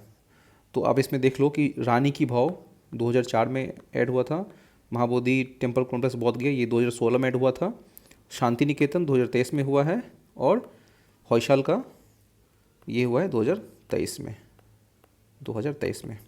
तो आपको बताया था इससे पहले भी दोस्तों कि 4 अगर दे दे तो इसमें क्या होगा, 2 होगा, 5 अगर दे दे तो 3 होगा। इस ट्रिक से जाओ तो आप ओनली 2 मारो। 66 पे आते हैं। As per the article 368 constitution of India, parliament में अमेंड एनी प्रोविजन कॉन्स्टिट्यूशन। वो पार्लियामेंट के पास पावर है, वो एडिशन भी कर सकता है, वेरिएशन भी कर सकता है, और उसको हटा भी सकता है, चेंज। तो इसका क्या होगा आंसर, 66 का डी होगा। ये आसान क्वेश्चन है दोस्तों। अब आते हैं 67 पे। Which of the above countries are frequently mentioned in media for their low birth rate. अब ये ना आप न्यूज़ से भी ऐसे पता कर सकते हो कि लो बर्थ रेट वाला जो ये कॉन्सेप्ट है वो कहाँ कहाँ लग सकता है। एक चीज़ बताओ दोस्तों कि नाइजीरिया होगा क्या, नाइजीरिया लो बर्थ रेट फेस करेगा क्या? नाइजीरिया खुद अफ्रीकन कंट्रीज़ हैं। अफ्रीकन कंट्रीज़ में आपको पता है टोटल फर्टिलिटी रेट काफ़ी हाई रहता है। तो नाइजीरिया तो नहीं होगा। 3 को काट दो, 3 कट गया, बचे ये 2, 2 4 एंड 1 2 4। और जो भी डेवलप्ड नेशन है ना, डेवलप्ड नेशन वो हमेशा they are facing the issues of low birth rate. तो जापान तो होगा ही होगा। साउथ कोरिया पता है आपको कि वहाँ लोग कम काम कर रहे हैं और सारा काम उनका रोबोट संभाल रहा है, मैक्सिमम काम रोबोट संभाल रहा है। और इटली भी डेवलप्ड कंट्रीज़ है, तो ये क्या होगा, इटली होने का चांस है। तो इसका क्या होगा, 1 2 एंड 4। ठीक है। 68 पे आते हैं। Which of the following statement correct regarding money bill के पूछ रहा है, कौन सा स्टेटमेंट सही है। तो article 109 mention that special procedure with to money bill. अच्छा ठीक है। आर्टिकल 109 जो है वो स्पेशल प्रोसीजर का बात करता है, और आर्टिकल 110 का बात 110 ये बात करता है definition of money bill, definition of money bill. ठीक है। और देखते हैं सेकंड ऑप्शन क्या बोल रहा है, money bill shall not be introduce in the council of state. ये बिल्कुल स्टेटमेंट सही है। मनी बिल एक्सक्लूसिव पावर कौन होल्ड करता है, लोकसभा। ये भी सही है, 2 भी सही है। 3 देखते हैं, Rajya Sabha can either approve the bill और suggest changes but can not reject. बिल्कुल राज्यसभा के पास मनी बिल को लेकर बहुत पावर नहीं होता है, वो रिकमेंडेशन दे सकते हैं, बट रिकमेंडेशन एक्सेप्ट करने की जो पावर होती है वो लोकसभा के पास होती है। और वो मनी बिल को बहुत से बहुत 14 डेज तक डिले कर सकते हैं, उसके बाद वो नहीं करेंगे। तो 3 भी सही है। 4 क्या है, amendment of money bill suggested by the Rajya Sabha have to accept. नहीं, राज्यसभा एक्सेप्ट कर भी सकते हैं और रिजेक्ट भी कर सकते हैं। ये राज्यसभा के विल पे डिपेंड करता है। तो ये 4 गलत हो गया। 1 2 3 होना चाहिए इसका आंसर। क्या होगा, 68 का सी। 69 पे आते हैं दोस्तों। आपको पता है इससे पहले भी हम लोगों ने डिस्कस किया था कि ये देखिए 1 2 3 4 1 2 3, इसमें क्या है ना, टोटल 12 फैक्ट है। 12 फैक्ट मैं आपको इससे पहले बता चुका हूँ। फैक्ट अगर ज़्यादा हो तो इनकरेक्ट होने का चांस बहुत हाई रहता है, और स्टेटमेंट अगर जेनरिक स्टेटमेंट हो तो उसका करेक्ट होने का चांस बहुत हाई रहता है। आप देख लो यहाँ पे 12 फैक्ट है। क्या यूपीएससी इस फैक्ट में गलत नहीं कर सकता कोई भी स्टेटमेंट?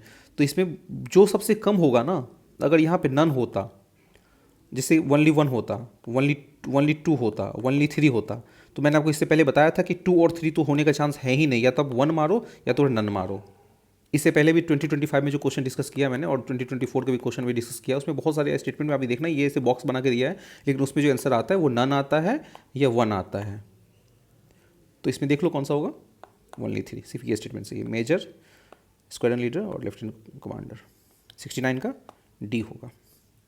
70 में देखते हैं, इसमें क्या है कि north eastern council was establish by the north eastern council act 1971।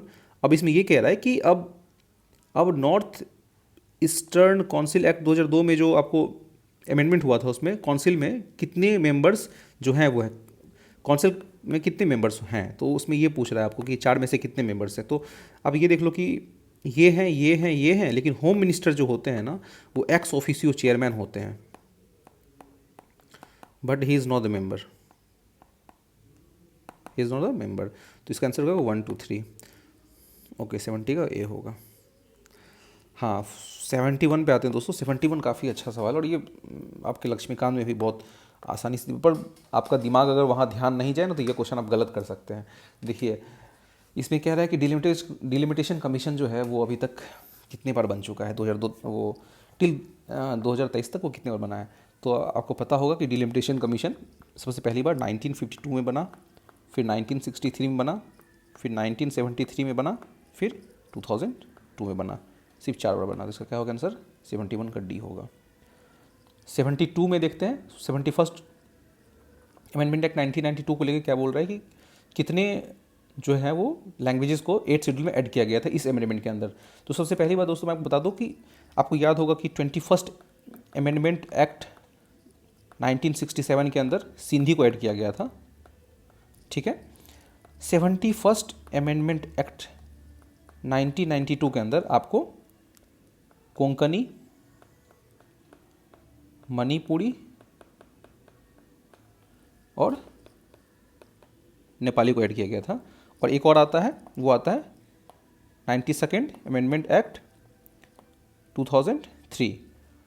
तो इसमें कौन कौन सा होगा? इसमें होगा बोडो, डोंगरी, मैथिली और संथाली। 90 को 2003 क्या होगा? बोडो, डोगरी, मैथिली, संथाली। तो आप देख लीजिए कौन सा होगा? कोंकणी, मणिपुरी, नेपाली। कोंकणी, मणिपुरी, नेपाली। तो इसका आंसर क्या होगा? 72 का ए होगा। अब देखिए मैंने क्या बोला था आपको, यहाँ पे 4 आए तो 2 मारो। ये हर जगह लग रहा है, मैं आपको बोला था ना कि 90% हिट होगा, होना ही है हिट। इसका स्टेटमेंट क्या होगा? आंख बंद करके मार दो 2, फिर देखते हैं इसको क्या है। भारतीय जनसंघ, श्याम प्रसाद मुखर्जी, बिल्कुल स्टेटमेंट सही है। श्याम प्रसाद मुखर्जी भारतीय इसको बनाते हैं कब? 1951 को, ठीक है। सोशलिस्ट पार्टी सी राजगोपाल नहीं, सोशलिस्ट पार्टी ये बनाते हैं आचार्य नारायण देव और जयप्रकाश नारायण, ये मिलके बनाते हैं। कब बनाते हैं? 1934 में। कांग्रेस फॉर डेमोक्रेसी ये जगजीवन राम, बिल्कुल जगजीवन राम कांग्रेस से इस्तीफा देकर के ये खुद ये पार्टी फॉर्म करते हैं, 1977 में फॉर्म करते हैं। इनका पार्टी का नाम क्या रहता है? Congress for democracy. ये स्टेटमेंट बिल्कुल सही है। अब देखिए ये इंटरचेंज कर दिया यहाँ पे। अब स्वतंत्र पार्टी कौन बनते हैं? सी राजगोपालाचारी। स्वतंत्र पार्टी सी राजगोपालाचारी, ये कब बनाते हैं? 1959 में। तो स्टेटमेंट क्या होगा? ओनली 2। 74 पे आते हैं। Power of municipalities are given, आसान क्वेश्चन है ये वाला। पार्ट में आपको ये बस पार्ट याद रखना है। म्यूनिसपैलिटीज़ 9A में दिया हुआ है, ठीक है। इमरजेंसी पार्ट 18 में दिया हुआ है, ठीक है। उसके बाद आपको provision related to amendment of constitution part 20 में दिया हुआ है। ये तीनों स्टेटमेंट सही है। 75 में देखते हैं। अब इसमें ये कह रहा है कि कौन सा स्टेटमेंट सही है, मतलब ये as per constitution of India. Inter state trade and commerce is a state subject. नहीं, इंटरेस्ट देखिए 2 स्टेट जब आ जाए ना, 2 स्टेट आ जाए ना, तो वहाँ पर स्टेट सब्जेक्ट में होने का चांस नहीं रहता है। Inter state migration is a state नहीं, इंटर स्टेट नहीं, दो आ जाए तो एक स्टेट लिस्ट में हो ही नहीं सकता है। Inter state quarantine is a union subject as per union list, ये सही है। कॉर्पोरेशन टैक्स इज नहीं, कॉर्पोरेशन टैक्स यूनियन लिस्ट में आता है। तो 75 का क्या होगा? सी होगा। अब ये कह रहा है कि कॉन्स्टिट्यूशन में सुप्रीम कोर्ट ने राइट टू प्राइवेसी किस आर्टिकल में रखा है? राइट टू प्राइवेसी किस आर्टिकल में रखा है दोस्तों? 76 का डी, आर्टिकल 21 का पार्ट है राइट टू प्राइवेसी। 77 में देखते हैं, what are the duties of CDS as the head of department of military affairs? Permanent chairman of chief of staff committee, ये सही है। ये देख लेते हैं, military principal military adviser to defence, बिल्कुल ये एडवाइजर हैं टू डिफेंस मिनिस्टर और ट्राई सर्विसेज मैटर पर। एक्साइज मिलिट्री कमांड नहीं, एक्साइज मिलिट्री कमांड इनके हाथ में ये पावर नहीं है। अब हर मिलिट्री में जो है उनके हेड हैं, उनके पास ये पावर होता है। ये CDS का काम नहीं है, ये CDS का काम नहीं है। नेवी का होगा तो नेवी के जो हेड होंगे उनका पावर होगा, एयरफोर्स का उनका होगा, थल सेना, जल सेना और क्या बोलते हैं वायुसेना, उनके जो हेड होंगे उनका ये काम होता है। ये CDS का काम नहीं होता। CDS कंबाइन करके एक हेड बनता है CDS का। तो 77 का 1 और 3। 78 देखते हैं, operation undertaken army towards supplement local population in remote, ये करंट अफेयर्स का था, वो कौन सा होगा, ऑपरेशन सद्भावना, 78 का सी।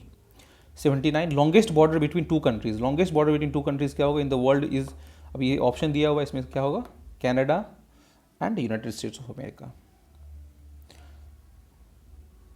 अब इसमें एथिक्स कमेटी को लेकर के बोल रहा है कि अब in Lok Sabha are correct, initially was ad hoc committee, बिल्कुल ये एथिक्स कमेटी पहले एडहॉक कमेटी था। पहले अब देख लेते हैं एथिक्स कमेटी का काम क्या है दोस्तों। एथिक्स कमेटी एक्चुअली मेंबर के कंडक्ट पे नज़र रखती है, और ये मतलब कि आप एमपी हो, एमएलए हो, अगर आपकी अनएथिकल बिहेवियर है तो उसको जांच करती है एथिक्स कमेटी। और अगर कोई, जैसे मान लो कि अब ये वाला कह रहा है कि पहले एडहॉक कमेटी था, ये बिल्कुल स्टेटमेंट सही है, ये पहले ना एडहॉक कमेटी था। जैसे कि बाल योगी एक है ना जीएमसी बाल योगी, उन्होंने ये बनाया था 2000 में बनाया था, 2000 बनाया था, और ये 2015 में आकर के परमानेंट जो है ये हो गया था। तो इसका ये स्टेटमेंट ये सही है। और only member of Lok Sabha can make the complaint relating to unethical conduct, नहीं, ये प्राइवेट मेंबर भी ये काम कर सकते हैं, जोड़ी नहीं है, कोई भी मेंबर, प्राइवेट नहीं, कोई भी मेंबर जो है वो कर सकता है, ओनली मेंबर ऑफ लोकसभा नहीं, कोई भी मेंबर कर सकता है, एनी मेंबर। ये स्टेटमेंट गलत हो गया। This committee can not take away the matter which is sub judice, मतलब क्या इसमें ये कह रहा है कि अगर कोई इशू ऑलरेडी कोर्ट में चल रहा है तो एथिक्स कमेटी उस पर अलग से इंक्वायरी शुरू नहीं करेगी। तो ये स्टेटमेंट बिल्कुल सही है दोस्तों, जो ऑलरेडी कोर्ट में चला है एथिक्स कमेटी से नहीं करेगी। तो क्या होगा इसका, 80 का 1 और 3 होगा, 80 का क्या होगा, सी होगा। तो हम देखते हैं कि 81 क्वेश्चन से स्टार्ट करते हैं, क्या बोल रहा है। Consider the following statement regarding नारी शक्ति वंदन अधिनियम। तो नारी शक्ति वंदन में क्या था दोस्तों, ये 106 अमेंडमेंट एक्ट के अंदर आया था, और ये रिजर्वेशन की बात कर रहा था, किसको, वुमेन को। चलो, provision will come into effect from the 18th Lok Sabha. नहीं दोस्तों, ये सेंसस जो भी होने वाला है ना, इसके बाद जो डिलिमिटेशन कमीशन बैठेगी उसके बाद ये चीज़ इफेक्ट में आएगा, तो ये तो गलत हो गया। This will be in the force for 15 years after becoming act, बिल्कुल, ये 15 साल तक अभी फोर्स किया जाएगा, उसके बाद फिर चेक किया जाएगा, एंड फिर एक एक्ट, पार्लियामेंट एक एक्ट बना के इसको फिर से कंटिन्यू करेगी। स्टेटमेंट 3 देखते हैं, there are provision for reservation of seats for the schedule caste women within the quota reserve for the schedule caste. बिल्कुल, शेड्यूल कास्ट को जितना भी कोटा प्रोवाइड किया गया है उसी में वुमेन जो शेड्यूल कास्ट वुमेन है उसको रिजर्वेशन दिया जाएगा उसी कोटा के अंदर। तो क्या होगा, स्टेटमेंट 1 गलत है, 2 सही है और 3 सही है, तो 2 3, 81 का सी। 82 पे आते हैं दोस्तों। एक्सरसाइज मित्र शक्ति को लेके यहाँ बात कर रहा है, this was the joint exercise between the India and Bangladesh. बिल्कुल गलत दोस्तों, इंडिया बांग्लादेश नहीं, मित्र शक्ति जो है वो इंडिया और श्रीलंका के बीच में है, तो ये स्टेटमेंट गलत हो गया। आप देख लो, 1 को काट दो तो 1 कटेगा, तो क्या हो जाएगा, 2 3 4। बिल्कुल, इट कमांड इन औंध, देखो औंध और पुणे दिया यहाँ पे, मतलब ये ब्रैकेट है, पुणे दिया, मतलब यूपीएससी जब ऐसा आपको देते हैं ना ब्रैकेट में, तो वो 100% ट्रू होता है, 100% वो अभी तो देखा गया, क्योंकि यूपीएससी क्लियर कर रहा है, बहुत क्लैरिटी के साथ वो लिख रहा है, जो क्लैरिटी दे तो ये बिल्कुल सही है। आप देखना नीचे भी क्वेश्चन एक होगा, इंडिया, ये देखना बाय भारत मैटर्स, यहाँ एस जयशंकर भी वो दे सकता था, एस जयशंकर भी दे सकता था, बट उन्होंने लिखा है सुब्रमण्यम जयशंकर। तो इसका मतलब क्या लगता है आपको, ये इस तरीके से वो क्लैरिफिकेशन, क्लैरिटी के साथ वो नाम लिख रहा है, तो इसके चांसेस ज़्यादा होते हैं। तो वही बात यहाँ पे है, औंध है लेकिन कहाँ पे, पुणे में, ये बहुत क्लैरिटी के साथ लिख रहा है, तो इसका चांसेस ज़्यादा होते हैं। ये मैक्सिमम होता ही है, 100% ऐसा ट्रू होता है, आप किसी भी पीओक्यू में देख लो। Joint response during counter terrorism operation was the goal of, बिल्कुल, काउंटर टेररिज्म कितना वाइड वर्ड है, ऐसा तो वो नहीं बोल रहा है काउंटर चाइना, काउंटर पाकिस्तान, तो ये स्टेटमेंट बिल्कुल सही है। Indian air force was part of this exercise, बिल्कुल इंडियन एयरफोर्स इसका पार्ट था, तो 2 3 4 होगा 82 का। अब आते हैं रीट प्रोहिबिशन को लेकर आते हैं। तो writ prohibition is order issued by supreme court and high court to, government को देता है, नहीं, रीट प्रोहिबिशन किसी कोर्ट को देता है, लोअर कोर्ट को देता है। देखो यहाँ पे रीट प्रोहिबिशन क्या होता है, लोअर कोर्ट को देता है, अगर वो अपने जुरिडिक्शन को बढ़ा रही है तो सुप्रीम कोर्ट और हाई कोर्ट ये रीट प्रोहिबिशन निकाल करके उसको लोअर कोर्ट को एक डायरेक्शन देती है। तो इसका स्टेटमेंट क्या होगा, सी होगा।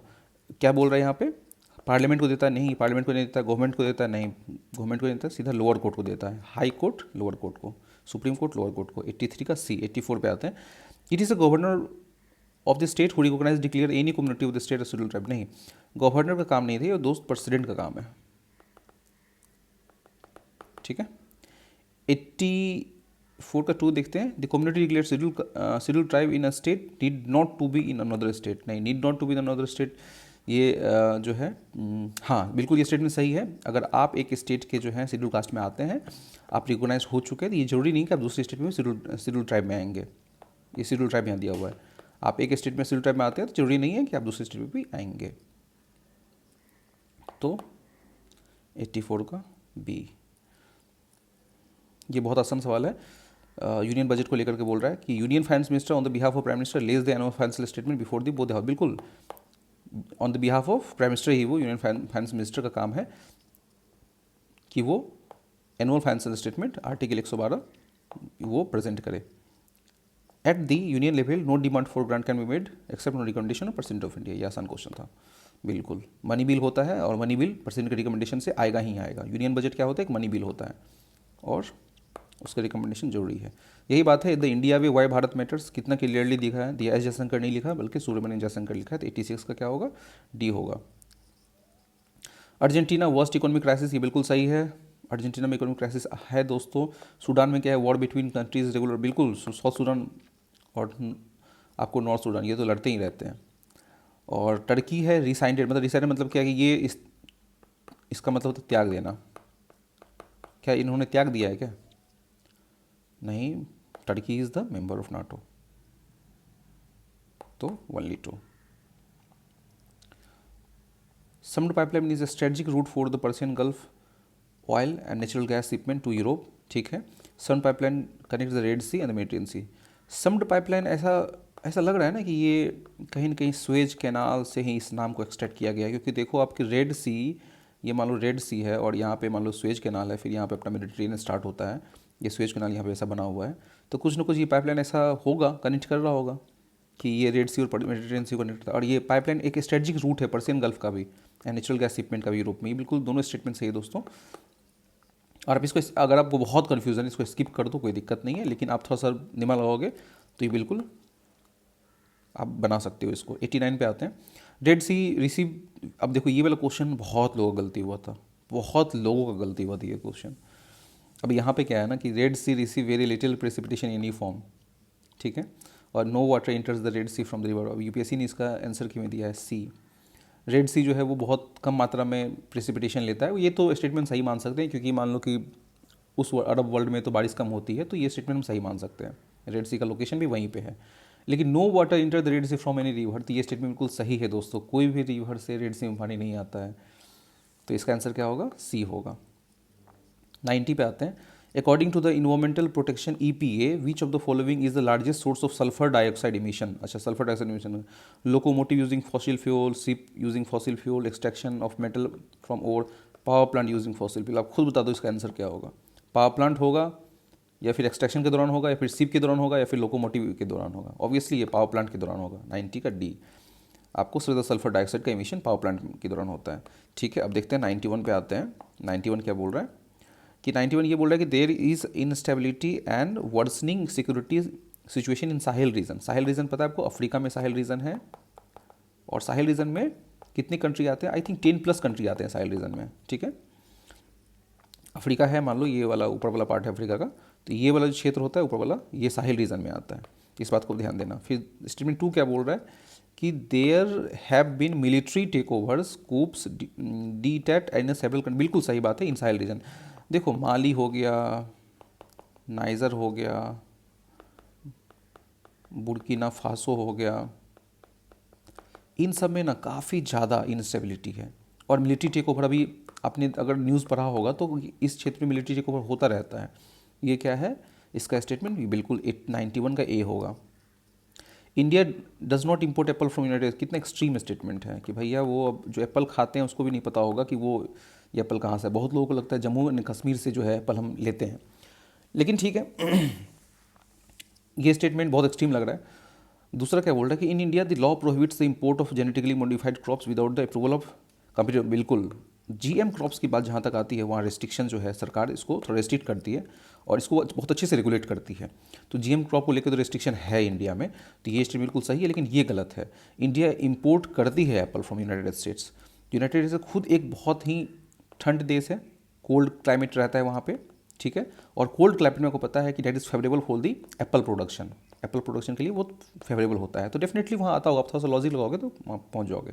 तो 92 का आंसर क्या होगा? स्टेटमेंट 1 गलत है ना, 1 इज़ इनकरेक्ट, 2 इज़ करेक्ट, ठीक है। 92 का डी। 93 पे आते हैं। द स्पीकर ऑफ लोकसभा के बारे में ये कह रहा है, while any resolution for the removal of a speaker of the Lok Sabha is under consideration. अच्छा, कोई भी अगर लोकसभा का अगर रिमूवल प्रोसेस में है तो देखते हैं वो क्या क्या होगा। ही शैल नॉट प्रिसाइड, ये बिल्कुल स्टेटमेंट सही है। जब प्रोसेस में होता है तो वो प्रिसाइड नहीं कर सकते हैं।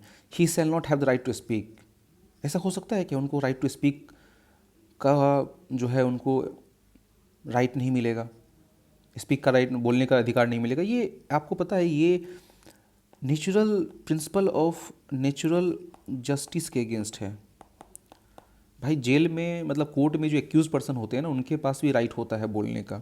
ये तो बिल्कुल गलत है, 2 काटो आप। क्या होगा?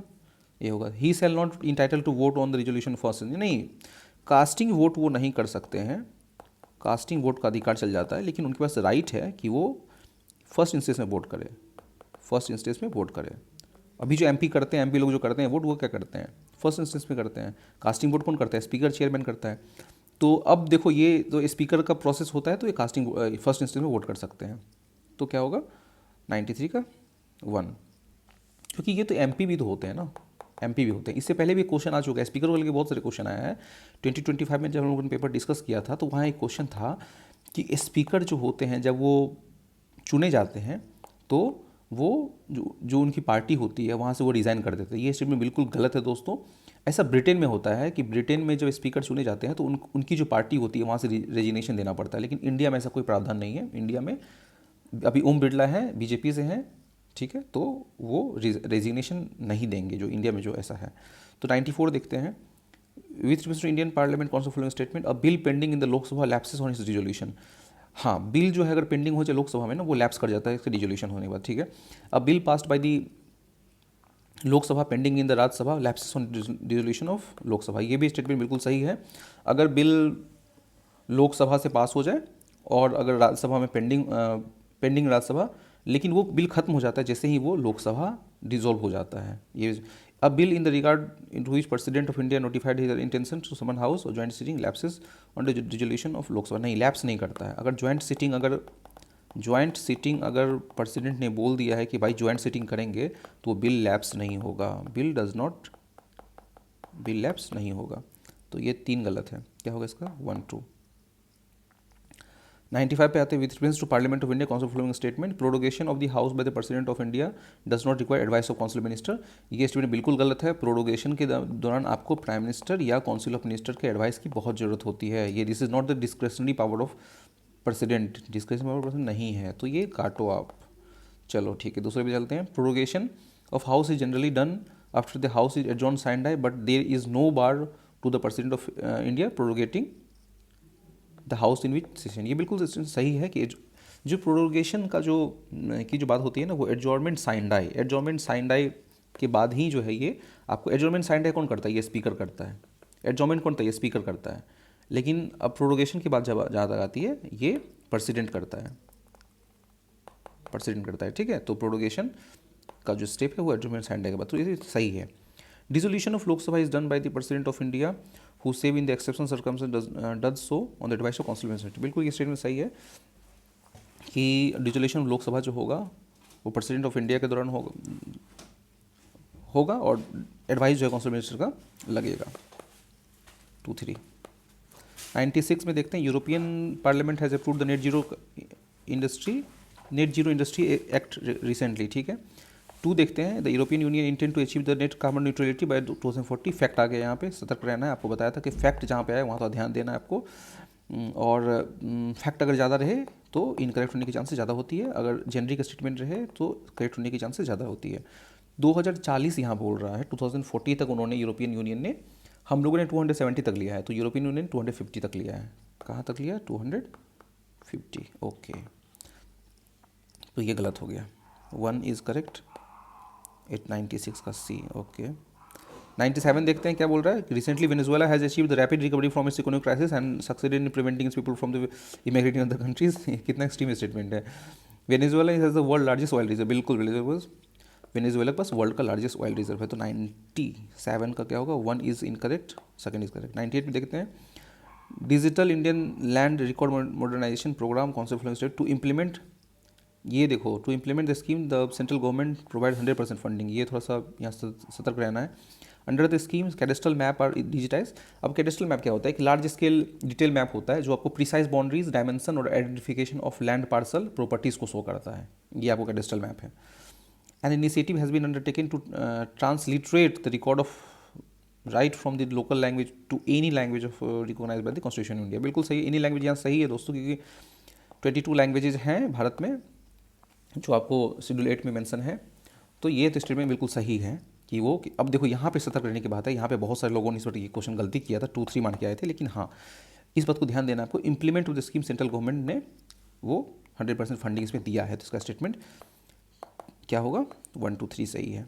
और जहाँ तक डिजिटल इंडिया की बात है ना, तो ये आपको डिजिटल इंडिया का जो भी हाल में स्टेप है ना, वो सेंट्रल गवर्नमेंट ही ले रही है, और इसमें जो फंडिंग है वो सेंट्रल गवर्नमेंट बहुत अच्छे से फंडिंग कर रही है। तो स्टेटमेंट इसका चांस जो सही होने का बहुत ज़्यादा हाई हो जाता है। तो 99 पे आते हैं, प्रधानमंत्री सुरक्षित मातृत्व अभियान।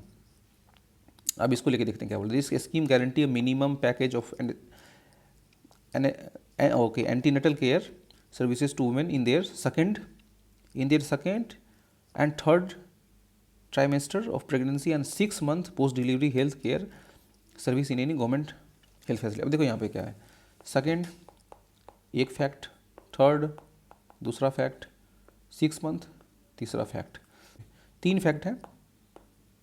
ये जो है यहाँ पे क्या होगा, आपके गलत होने का चांस ज़्यादा रहेगा। Under this scheme private sector health care provider of certain specialities can volunteer to provide the service at nearby government health facility. बिल्कुल इसमें सही है, 2 होगा।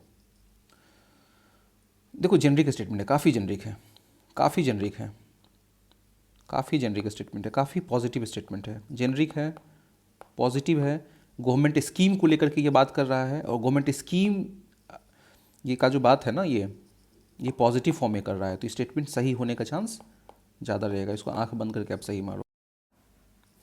क्वेश्चन 100 पे आते हैं, वो क्या बोल रहा है देखते हैं। प्रधानमंत्री श्रम योगी मानधन PMSYM योजना कौन सा following statement, the entry age group of the enrolment in scheme is 21 to 40 years. ये स्टेटमेंट गलत है, ये होगा 18 to 40 years. Age specific contribution element beneficiary जो है वो कंट्रीब्यूशन करेगी, ये तो स्टेटमेंट बिल्कुल सही है। Each subscriber under the scheme shall receive the minimum pension of 3000, minimum pension 3000 का मिलेगा, और per month after hitting 60 years को 18 करने के बाद 3000 का मिलेगा, ये भी स्टेटमेंट बिल्कुल सही है। Family pension is available to spouse and unmarried daughter, ये तो स्टेटमेंट आप काट ही सकते हो ना, क्योंकि आपको पता है कि अगर पति का डेथ हो जाए, हस्बैंड का डेथ हो जाए, तो पैसा पत्नी को मिलता है, ठीक है, वाइफ को मिलता है, तो अनमैरिड डॉटर को नहीं मिलता है, तो ये गलत हो गया। तो 4, तो क्या होगा 2 and 3। Thank you so much दोस्तों, वी हैव सक्सेसफुली कंप्लीटेड 2025 का PYQs एंड 2024 का PYQs, and we will move towards 2023 का। तो कल ये दोनों हो चुका है, आप देख लेंगे। ये एक्चुअली इसमें टोटल 10 लेक्चर्स में हुआ है, और ये हम आराम से 5 दिन में इसको भी करेंगे। Thank you so much.